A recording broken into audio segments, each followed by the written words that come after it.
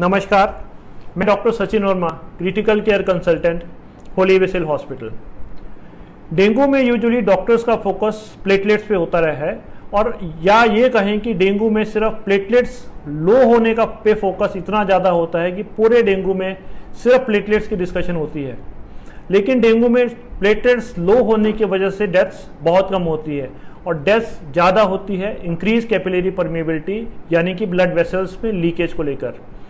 तो उस blood vessels की लीकेज को पहचानने का मोस्ट इम्पॉर्टेंट टेस्ट है हेमेटोक्रिट। हेमेटोक्रिट यूजुअली सीबीसी में हमें पता चलता है, और हेमेटोक्रिट वैल्यू फीमेल्स में 40% से ज़्यादा या मेल्स में 45% से ज़्यादा प्लाज्मा लीकेज का सस्पिशन क्रिएट करती है।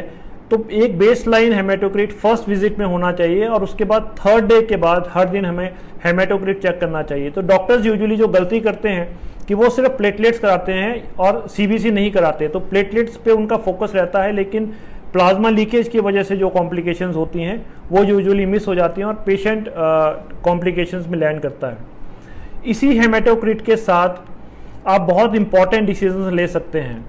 तो अगर आपका हेमेटोक्रिट परसिस्टेंटली राइज हो रहा है और पेशेंट के वाइटल्स यानी कि बीपी या पल्स रेट अनस्टेबल हो रहा है, तो इसका मतलब है कि पेशेंट को एक्टिव प्लाज्मा लीकेज हो रहा है। इस केस में आपको बहुत ज़्यादा सावधान होने की ज़रूरत है, और पेशेंट को may be further fluid replacement की ज़रूरत है। लेकिन फ्लूइड रिप्लेसमेंट आपको बहुत हिसाब से करनी पड़ेगी, बिकॉज एक्टिव प्लाज्मा लीकेज के केस में उसको पल्मोनरी इडीमा या फिर एसाइटिस हो सकता है।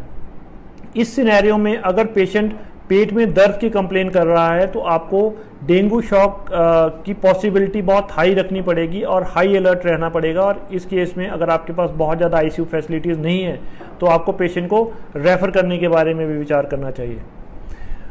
दूसरे सिनेरियो में अगर आपका हेमेटोक्रिट बढ़ रहा है लेकिन आपके हीमोडायनेमिक स्टेटस स्टेबल है, इसका यह मतलब है कि पेशेंट को एक्स्ट्रा आईवी फ्लूइड्स देने की ज़रूरत नहीं है। तो इस केस में आपको सिर्फ क्लोजली मॉनिटर करना है, और आपको देखना है कि हेमेटोक्रिट अगले 24 घंटे में फॉल होना चाहिए जैसे ही आपकी प्लाज्मा लीकेज स्टॉप होती है। तो अगर हीमोडायनेमिक स्टेबल है और हेमेटोक्रिट परसिस्टेंटली हाई है, तो आपको मॉनिटर करना है, और जैसे ही हेमेटोक्रिट फॉल करेगा आप मान सकते हैं कि उसकी कैपिलरी लीकेज बंद हो गई। दूसरे सिनेरियो में अगर हेमेटोक्रिट घट रहा है और पेशेंट के वाइटल साइंस अनस्टेबल हो गए, यानी कि अगर पेशेंट का बीपी घट रहा है, पल्स रेट बढ़ रहा है, तो मे बी पेशेंट को मेजर हेमरेज हुआ है। उस केस में आपको एक्टिव हेमरेज आइडेंटिफाई करना पड़ेगा, इंट्रा एब्डोमिनल हेमरेज, पिटिकिए, या फिर अगर पेशेंट ड्राउजी हुआ तो सेरेब्रल हेमरेज। उस केस में पेशेंट को अर्जेंट ट्रांसफ्यूजन की रिक्वायरमेंट है। अगर हेमेटोक्रिट घट रहा है और हीमोडायनेमिक्स स्टेबल है, तो पेशेंट प्रोबेबली हीमोडाइल्यूशन में है, या फिर उसके जो आईवी एक्स्ट्रावेसेटेड फ्लूइड्स है वो रीअब्जॉर्ब हो रहे हैं। इस केस में आपको आईवी फ्लूइड स्टॉप करने पड़ेंगे, और ये स्टॉप या तो आप स्टेप वाइज मैनर में कर सकते हैं, या फिर आपको अगर पल्मोनरी एडीमा की पॉसिबिलिटी लग रही है, जिस केस में आप पेशेंट की सैचुरेशन देख सकते हैं, क्रेप्स देख सकते हैं, या फिर आपको लग रहा है कि पेशेंट का रेस्पिरेटरी रेट बढ़ रहा है, तो उस केस में आईवी फ्लूइड्स आपको इमीडिएटली स्टॉप करने पड़ेंगे। तो मुझे उम्मीद है कि ये इन्फॉर्मेशन आम जनता के साथ साथ डॉक्टर्स के लिए भी यूज़फुल रहेगी, और इस डेंगू सीज़न में हम प्लेटलेट्स के अलावा हेमेटोक्रिट पे भी फोकस करेंगे, और सीबीसी जैसे एक नॉर्मल टेस्ट की फुल यूटिलाइजेशन के साथ बहुत सारी जानों को जाने से बचाएंगे।